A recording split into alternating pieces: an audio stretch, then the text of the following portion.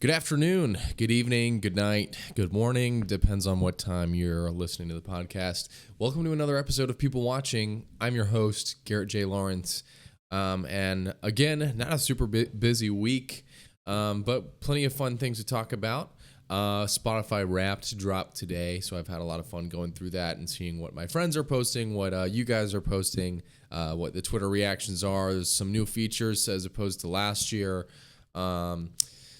Mostly that. The G20 summit, there's a little bit of a presidency issue there in terms of that's causing a little bit of a global side eye.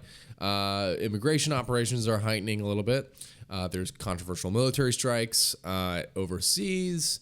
Trump is issuing a high-profile pardon that's raising eyebrows in D.C. There's also a lot of diplomatic choreography going on right now between Russia and Ukraine and Europe as a whole. So there's a couple of things we could talk about, but I thought it'd be fun to kind of talk about, Spotify Wrapped, something a little bit more lighthearted, a little bit more fun.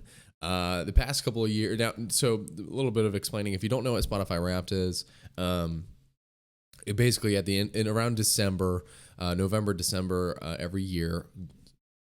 Spotify, along with Apple Music and YouTube and several other companies, they all do a rewind, basically, of what you listened to this year, who your top artists were, how many minutes you spent listening to that specific artist, what your favorite songs were. And recently, these platforms like Spotify and Apple Music and YouTube have now started to lob in other media formats that you're consuming, whether that's a podcast, an audiobook, and so on and so forth. Last year's Spotify Wrapped was kind of a letdown for a lot of people. Drake seemed to show up in everybody's Wrapped and Rewinds, despite people not having any recollection of listening to him that much. It's kind of funny. And not only that, but a lot of it was powered by AI as we were making advances in AI. It's kind of stagnated. There's a lot of public dissent on AI right now, so I think companies are starting to use less and less of it. Me personally, I have a bad taste in my mouth anytime I see AI being used by a larger corporation that just, you could have employed somebody cool to do that for you. But yeah, so it came around. There's some new features with Spotify Wrapped this year, and it's kind of cool. They have like you have a listening age. They helped they redesigned the fan leaderboards. They also, again, it was top albums, top audiobooks. They kind of gamified your personality a little bit more. They made like a special club you're part of and what your role in the club is. And so it's kind of fun, kind of adds to the digital identity stuff. But I thought it'd be fun if we went and we took a look at mine for fun, because I had a lot of fun going through it. And I know some of you guys might be wondering exactly who I'm listening to. So without further ado, if it'll load.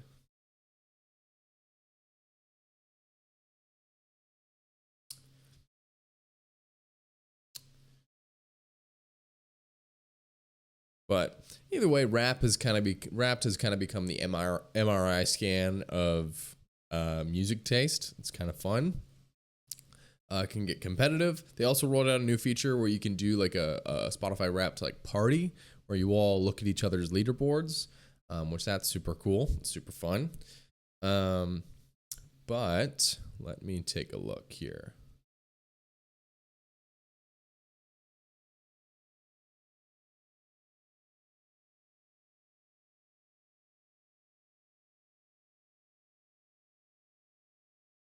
Here we go.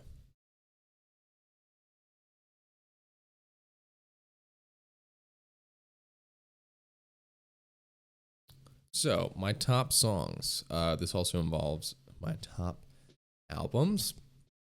Come right off the bat, my top album this year was People Watching by Sam Fender. Yeah, it shares the same name with the show. No, it doesn't really have that much influence on the name of the show, nor did I look at the name of the album as influence. I was just kind of sitting around one day and I was like, oh, I really like the name People Watching, but people are probably going to associate it with People Watching by Sam Fender. Nobody really has yet, other than my close friends who do listen to Sam Fender. Me personally, I love his music and I love the album. And no, again, it doesn't share anything in relation to the podcast. I think he and I have two totally different meanings of what People Watching the phrase may mean. But my top artist also was Sam Fender, which is kind of awesome. Top artist was Sam Fender. My top 5 songs was, let's see. I've got, I can pull it up. Top song. Number 1 was A Little Bit Closer by Sam Fender. Super fun, kind of alt rock, indie rock. I don't know what you'd call it. It's got some great saxophone in it. Sam Fender uses a lot of saxophone in all of his songs. Number 2, Nostalgia's Lie. Really fun song about feeling good about some of your past times, and in reality, that's just nostalgia, kind of sugarcoating it all. Number 3 was Girl from the North Country. This is a Bob Dylan song performed by Timothée Chalamet in his film A Complete Unknown. Phenomenal movie. I thought it was great. Timothée Chalamet really adopted the character. Bob Dylan, I guess, didn't really know much about the film until it was like finished, and so Timothée Chalamet showed him the movie. I think it's a great performance, really underrated. The music is great. Timothée Chalamet does a phenomenal job at sounding like Bob Dylan. At number 4, I did binge these songs after that movie came out.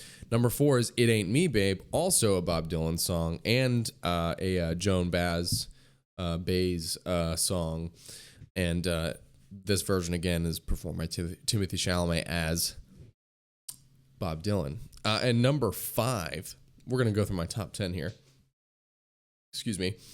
At number 5, it's Last Goodbye by Jeff Buckley. A lot of people like his song, I Love Her, You Should Have Come Over. I think it's a phenomenal song. But Last Goodbye is like this giant kind of magnum opus culmination of all of his music into one song, in my opinion. The intro is very Love Her, You Should Have Come Over. It's very kind of slow. It's a little bit somber, but there's that kind of underlying bass and guitar that's following. And then it builds up to a really amazing kind of final chorus. Heavy guitar, heavy bass. There's a really good guitar solo prior to the final chorus. It's amazing. Number 6, I've been on kind of a role model tangent for the last like 2 or 3 years now. And his new album, what was it called? I'm forgetting the name of the album.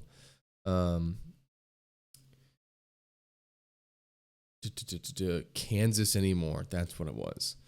Kansas Anymore. Great album.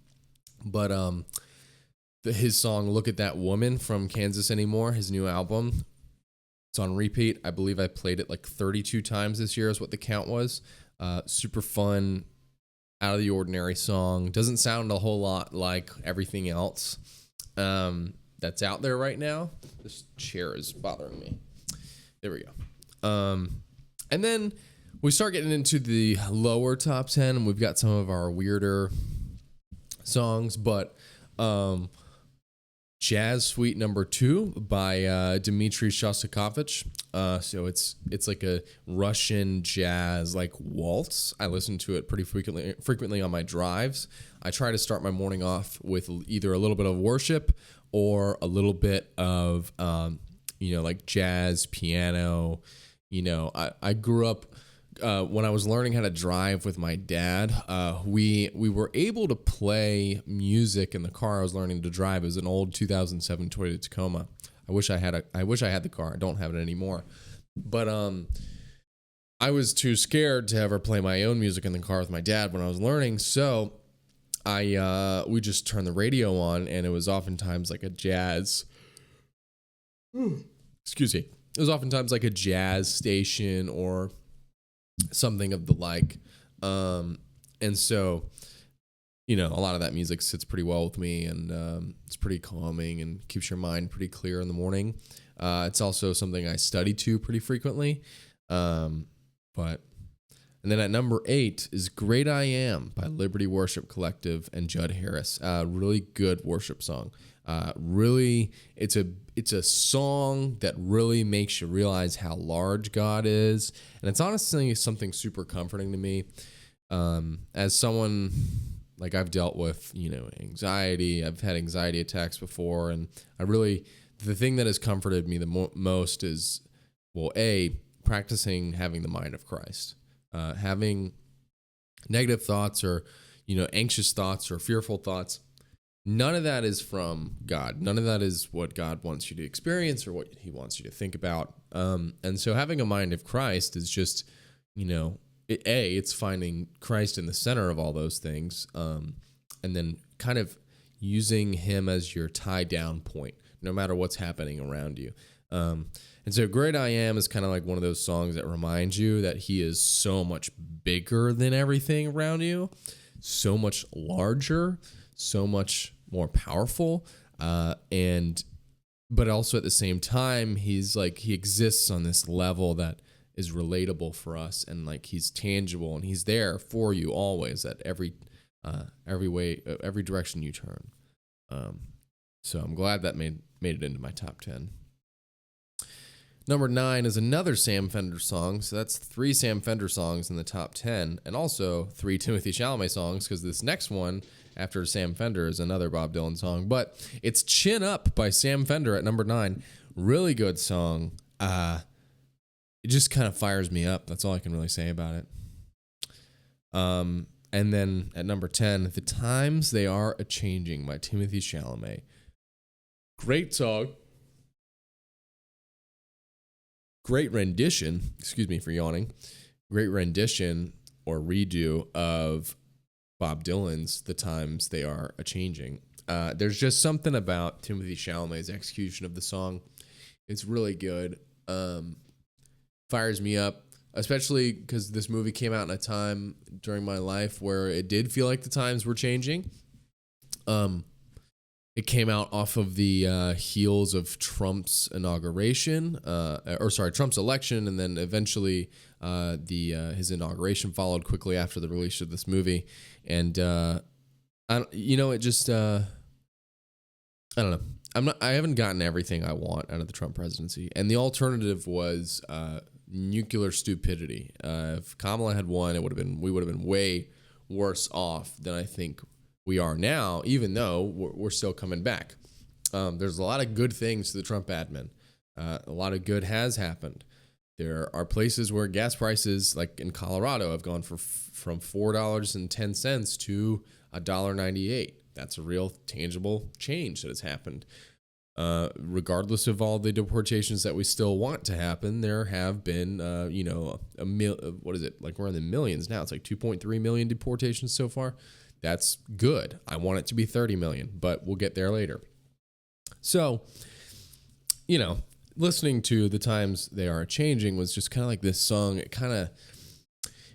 It wasn't like a bad song. It was more of like, hey, these things are changing and there's a new direction. There's a new kind of establishment emerging, and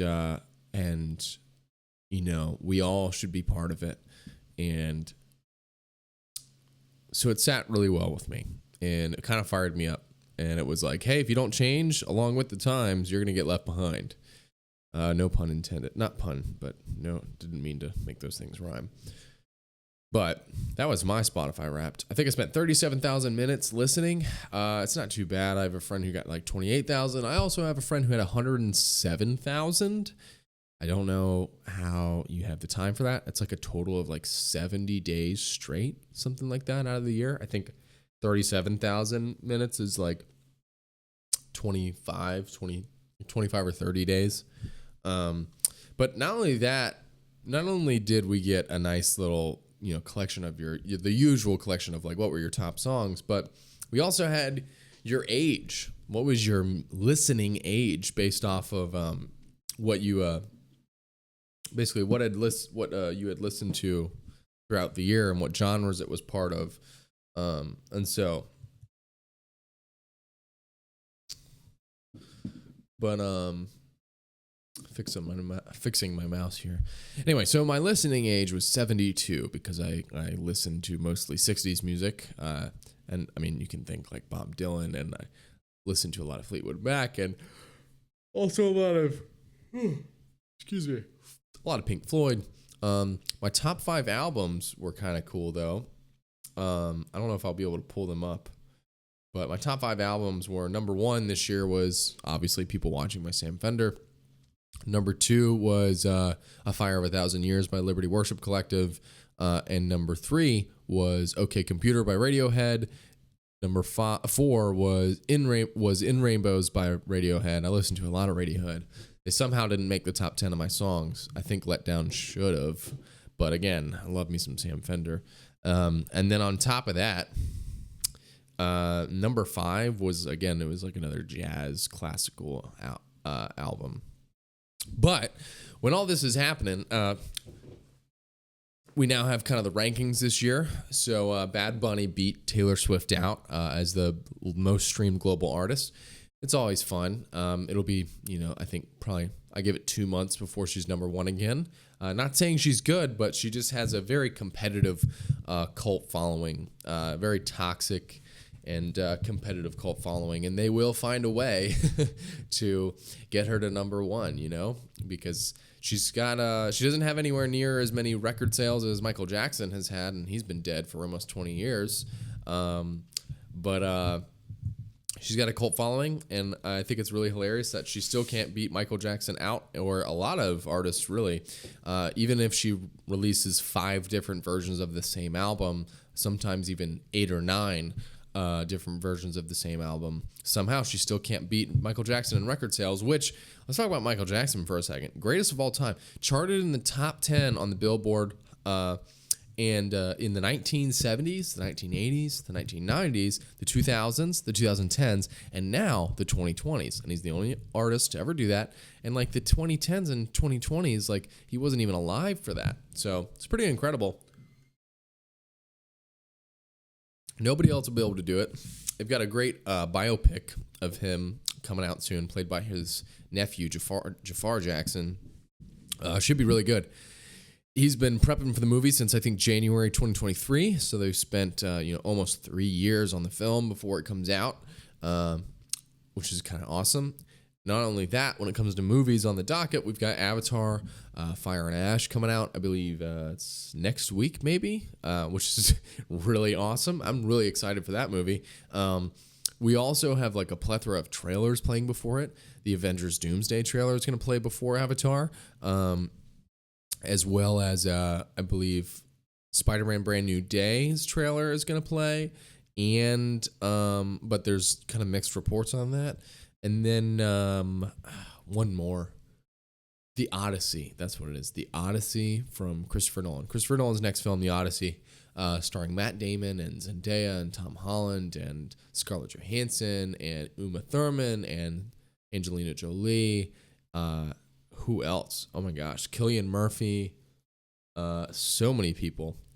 I mean, it's really ridiculous. It's going to be an incredible ensemble film. Shot on IMAX, super legit. Anyway, you guys are kind of finding out about my other interests today, which is films and music. I'm a big film buff. And in terms of like pop culture right now, if you want to talk movies and TV shows and music, Stranger Things season 5 is out. Came out last Wednesday. I haven't talked about it on the show at all because I hadn't watched it yet. I watched it this past weekend, and it was phenomenal. But there's some interesting points to be made about those first 4 episodes. So Netflix came out, maybe it was a year ago now, and they were like, we're going to try to start introducing audio and dialogue written in a way for people who maybe aren't watching the TV so they can still gather information. And I have a hunch that Robin's character, Maya Hawke's character, Robin in Stranger Things, the reason why she has not been killed off or just forgotten about like some other characters is because she is the designated character to just repeat back what the maybe participatory audience already knows. I was watching those 4 episodes, and it's almost like we already know what's going on. And the show doesn't do a lot of telling with actions. They do a lot of telling with words, specifically from Robin. It's really weird how she'll just say exactly what we already know, or she'll just say what is going on, like verbally. She'll just verbalize it. And it's getting annoying. Her character, season 3, she was an awesome character. But season 4 and now season 5, it just was like, why has she not been, split in half by a Demogorgon? To me, I don't know. Maya Hawke is a great actor. Does it look like she forgot some acting classes and maybe stopped going after season 3? Yeah, I would argue that too.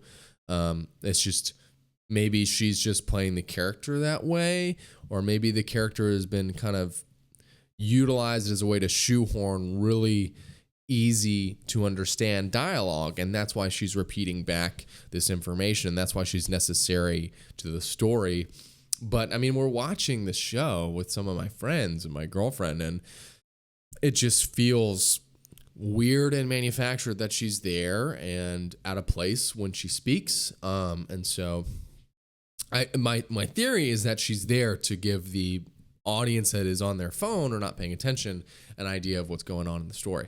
And talking about characters that are still in the show, and I don't know why, Erica coming back. Listen, actor can't act. The character sucks.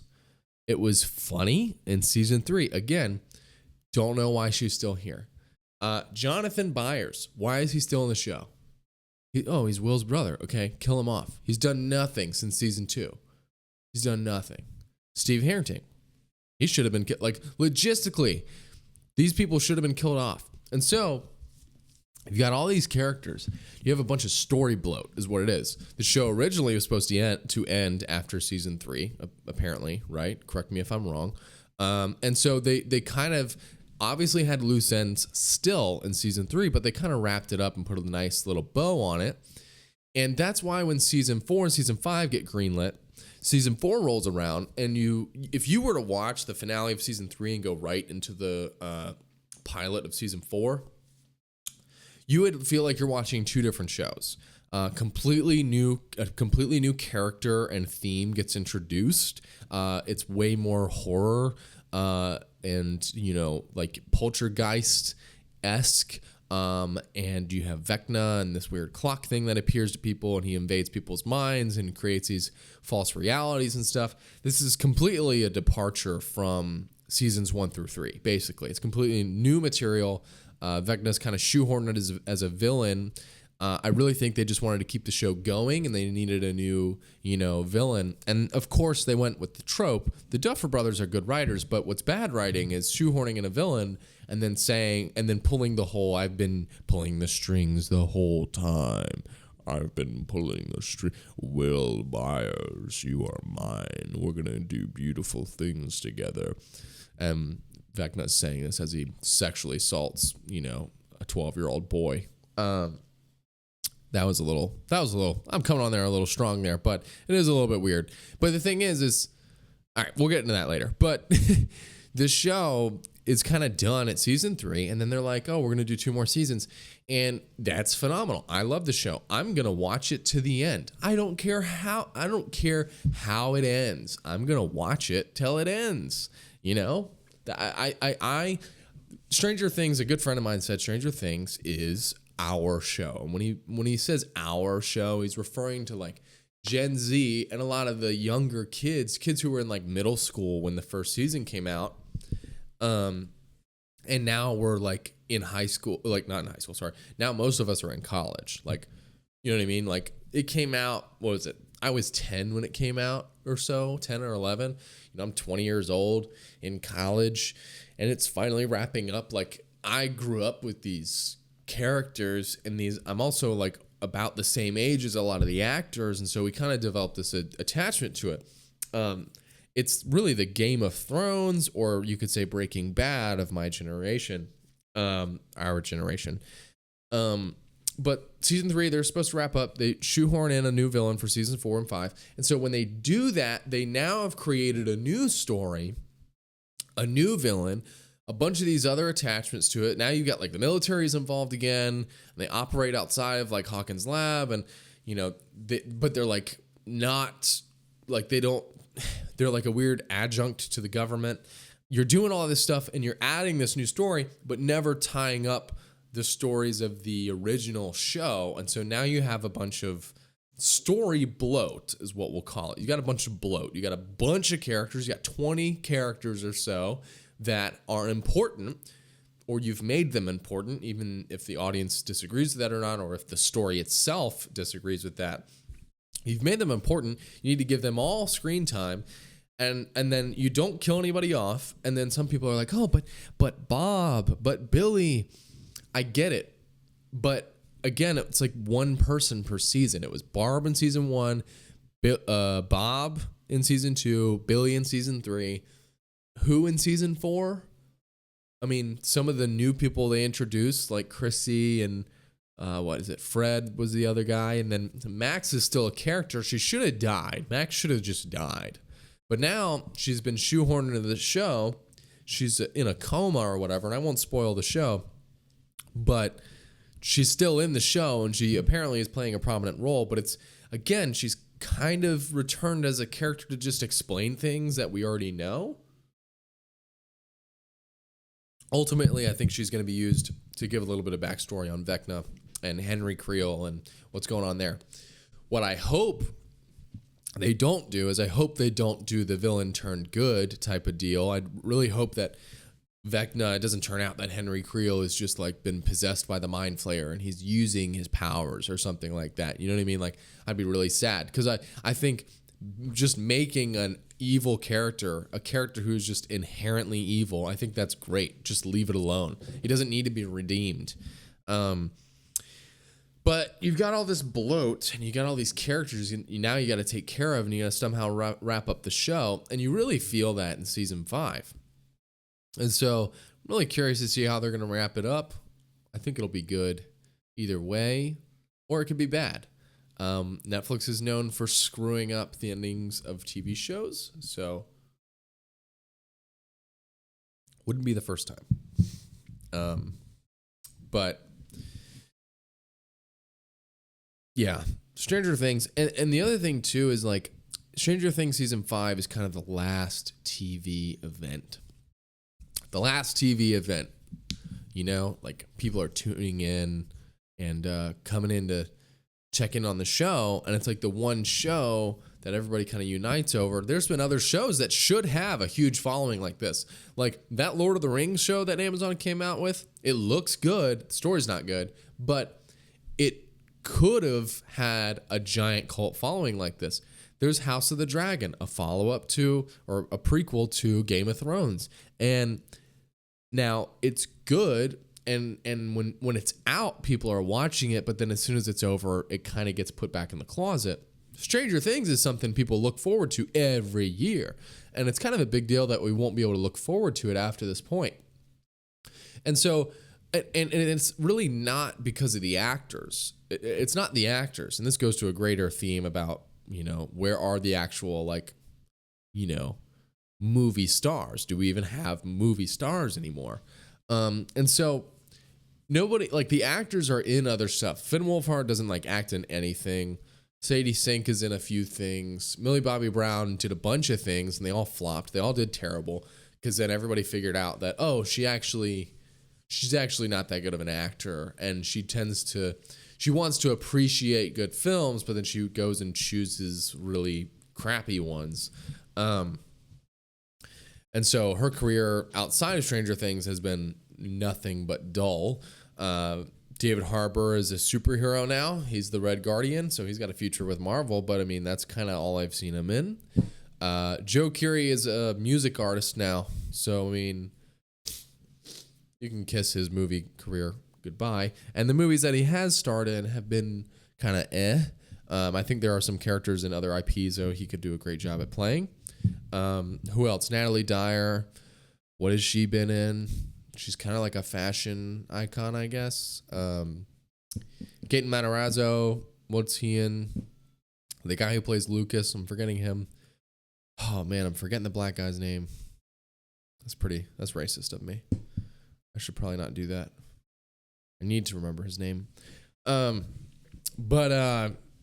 get all this going on. And again, it's like people aren't attracted to those actors specifically because they're in Stranger Things. People are attached to the characters, the IP itself. And we see this with like Scarlett Johansson, the highest paid actor and actress of all time.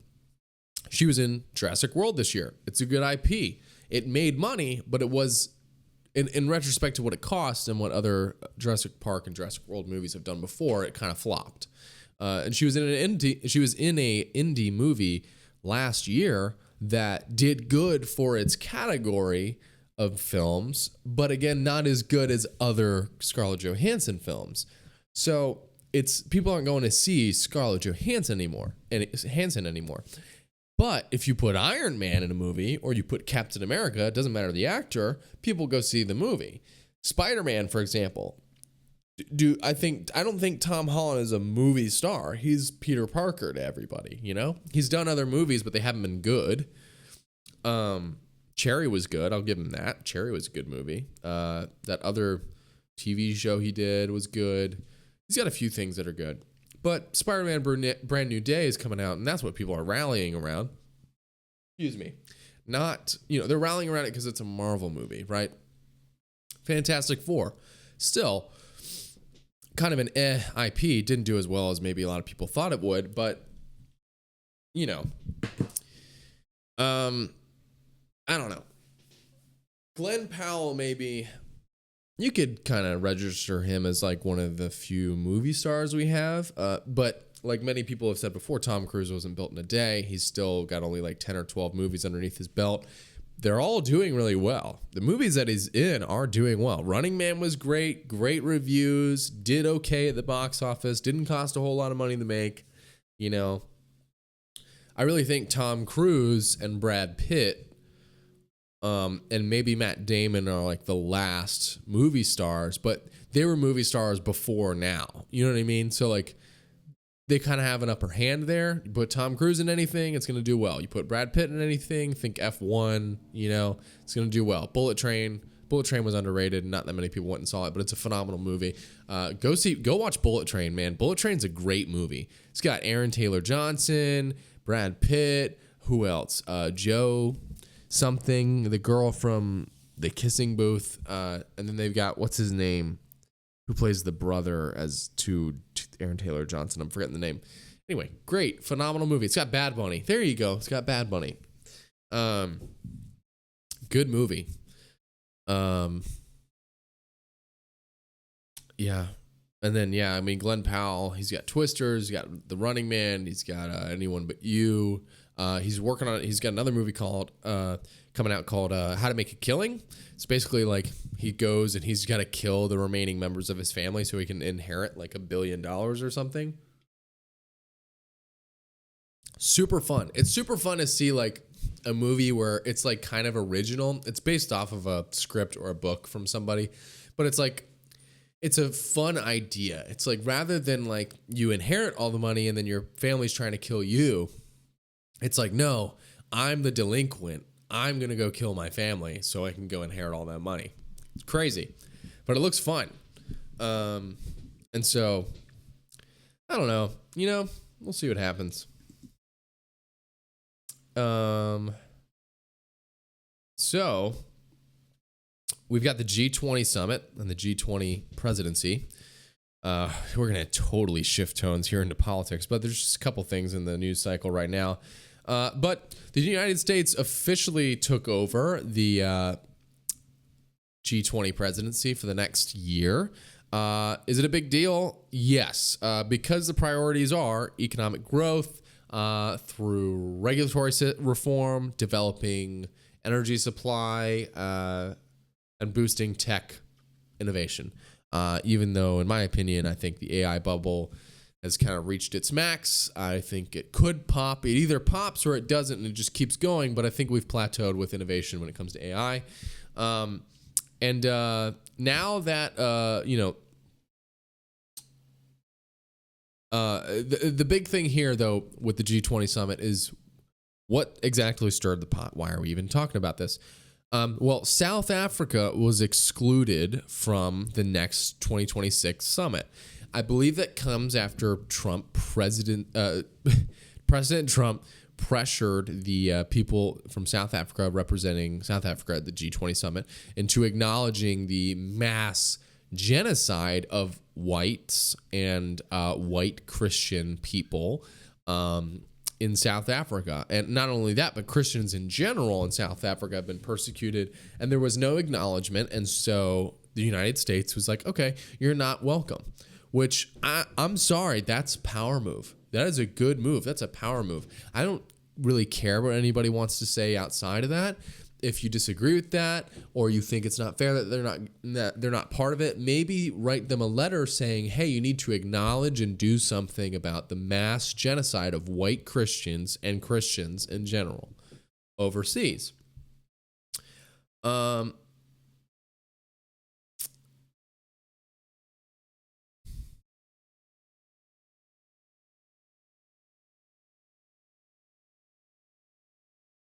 I don't think it's going to be a huge geopolitical thread that gets pulled through 2026. I think it's just kind of giving Africa the unplugged controller so they shut up until they finally decide to chime in correctly. But the Department of Homeland Security launched a new immigration enforcement sweep in cities like New Orleans and Minneapolis, focused on undocumented immigrants with criminal records. We talked about Monday and last Friday about the crime and the gang affiliation happening in Minnesota, and how Nick Shirley went in there. Nick Shirley, independent journalist, went into Minnesota, and there was a town, I'm forgetting the name of the town, but he encountered gang affiliation. Most people that come into Minnesota are Somali. There's kind of some fraudulent money laundering going on there. There's a nonprofit organization that is making like $2,000 to $3,000 off each refugee they bring into the state, and that's in Minnesota, by the way, not Minneapolis. But anyway, so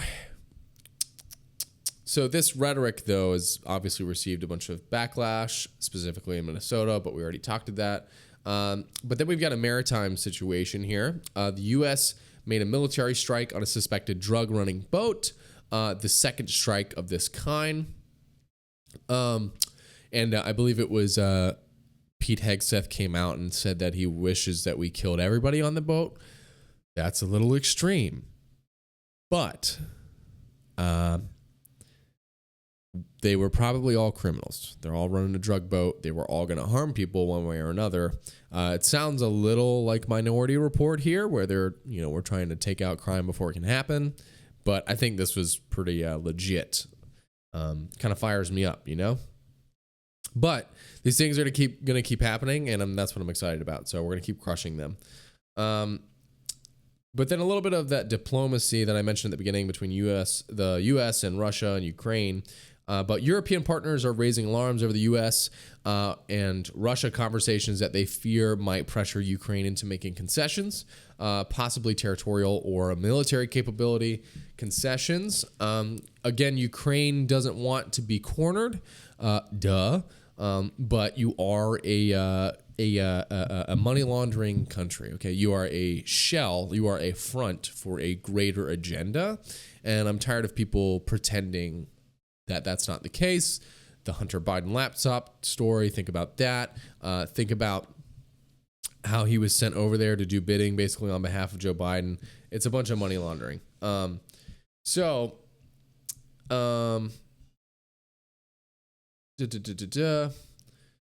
Europe doesn't want a deal that sacrifices future stability in Ukraine. And the U.S. is trying to negotiate without lighting a diplomatic Molotov cocktail. That's for sure. I think we should light the Molotov cocktail and throw it. But the broader theme here is that America's foreign policy is becoming more interventionist on one front. Think of drug and war maritime strikes. But then more diplomatic when it comes to Russia and Ukraine, and also like Israel. When all in all, we need to end funding to Ukraine and Israel altogether. But Europe isn't sure which version of America is going to walk into the room next, which Fair point to everybody there. That's why we need to focus on just not funding wars at all and instead targeting criminals. So I think the, drug / war and maritime strikes, I think that's the direction we need to be going in, and not so much the, now, to be fair, we also need to be peacemakers, but I don't think we should be funding any wars. So I kind of want to wrap up. We talked about Spotify Wrapped and music for like 30 minutes, which was a lot of fun, and movies and Stranger Things. We also talked about the G20 presidency, immigration raids, boat strikes, and then the Russia-Ukraine stuff. And I kind of just wanted to tap on that for like the last 10 minutes because it's been a really dry week so far. But Spotify Wrapped and talking about Stranger Things is just something fun and enjoyable, and I have fun with it, and I hope you did too. So this is really all I got for today. We're going to do, hopefully, another podcast.